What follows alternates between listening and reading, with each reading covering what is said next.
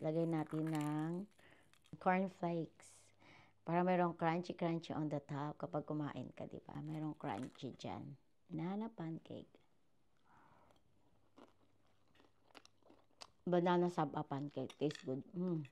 Mix tayo ng pancake mix. So, I'm gonna cook 2 cups of pancake powder. 1 tablespoon of white sugar. I-mix lang natin saglit para ma-mix yung sugar dyan. Siguro mga 2 cup din ng milk. Depende sa mga texture na gusto nyo. Kung gusto nyo medyo, kaya syrup. Para di na ako maglagay ng syrup, banana na lang. O, diba? So, mix lang yan. Lagay tayo ng 1 tablespoon para masarap. Kapag imitation, ibig sabihin, hindi siya masyadong strong. So, 2 itlog. Ayan. Tapos, meron tayo ditong pan na painitin natin. Tapos, maglagay tayo ng after ng itlog is maglagay tayo ng butter. So, yung ating butter. Maglagay tayo ng butter natin. Ooh! Banana! Ayan o, banana natin. Tapos, maglagay tayo ng syrup.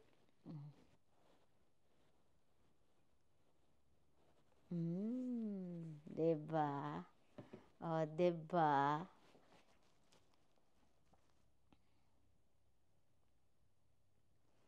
Ito yung breakfast natin for today, guys.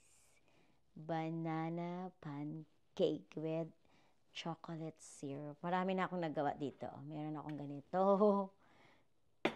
Meron ako dito. Pancake lang with Hershey syrup para sa mga kids. Ito naman yung sa akin. Ayan. I-fold natin to. Then, i-fold natin sa kabila. Pancake. Oh, Plate. Yan, oh. Oh. Syrup dyan. Oh. Diba? Tapos, lagay natin ng ano ba ito? Coco Crunch. Ayan, cornflakes. Para mayroong crunchy on the top kapag kumain ka, di ba? Dagdagan natin. Ito mayroon tayong cornflakes sa taas. O, di ba?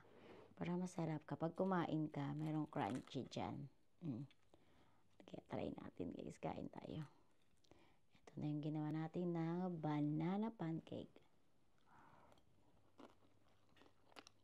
Banana saba pancake. Tastes good.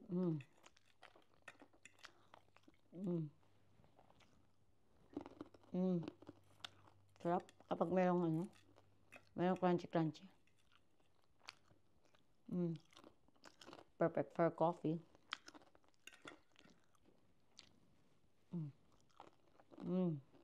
Alright yun. Ayan o.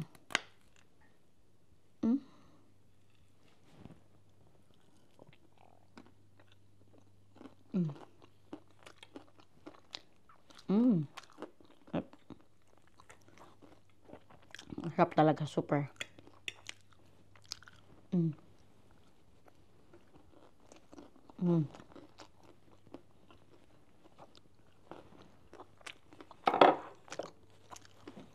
Thanks for watching, guys. Kain tayo.